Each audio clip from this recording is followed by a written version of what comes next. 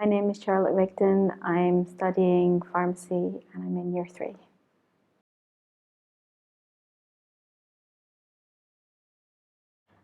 Before I came to university, I actually worked in a bank. It was a pretty good job. We made reasonable money. It wasn't too difficult, but I wasn't very happy.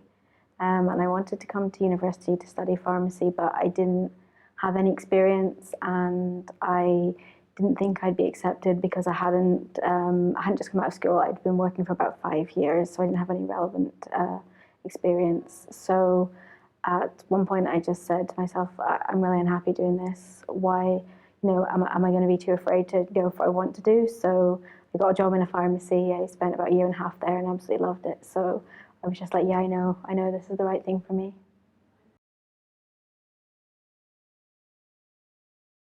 I really like his people. Something that I really like about pharmacy is that we get to interact with patients, and we have a really big role to kind of play in patient safety. And I felt like the job I was doing before, it wasn't about people; it was about selling things, and that wasn't what that's not what I wanted to be doing with my life. I wanted to be helping them. So when I see things in pharmacy, the thing that appeals to me is the fact that you do have the knowledge, but you're not just there to be the scientific person who will tell you why something works. You'll be able to speak to a patient and understand what their fears are and understand what's important to them, and kind of bring the knowledge to that and give them the kind of help that they need.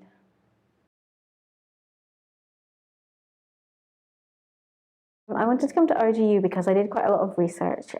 When I decided I was going to make such a big career change, it would mean a big move as well. I lived in Shetland, which is where I'm from, and wherever I go, it's going to be a big step. So when I did my research, what I found about RGU was it had a really good reputation for building the skills that you need to be a professional. It wasn't just about teaching you to be scientific or teaching you how to speak to people. It was about making sure that you overall had the skills that you needed to fit in wherever you wanted to fit in pharmacy. It wasn't ever going to be you had to go one career, or you had to go into hospital, or you had to go into pharmacy.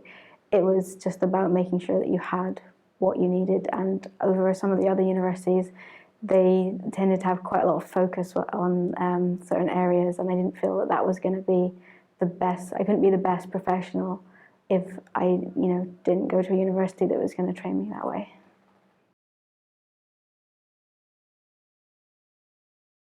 In our course, we get a lot of scenario-based learning. So there's a simulation pharmacy centre where we have all the medicines you'd have in a normal pharmacy, and booths that are kind of similar to what a consultation room would be like.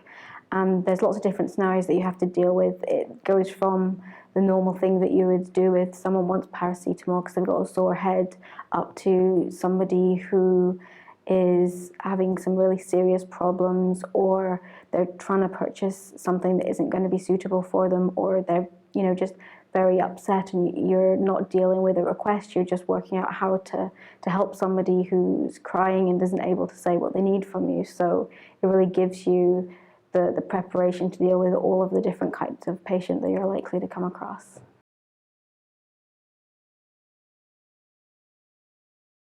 And the thing that I would say about pharmacy is, if you know that that's what you want to do, then you should always go for it. Like, there are so many points that I could have gone, this is going to be too much of a change and I'm going to fail. I'm not going to have the right knowledge. I'm not going to have the right experience. But not to, let that stop you from what you want to do, because it's an extremely rewarding career. Even just working as a dispenser in a pharmacy, everything that you do is about the people that you work for and the people that you work with in your daily basis, and it will give back as much as you put in. If you put in all extra time, if you do the extra things at university, if you study, what you'll end up with is being a far more developed person, and you'll be great at whatever you do. So don't let your circumstances stop you from what you want to do, and that was basically it.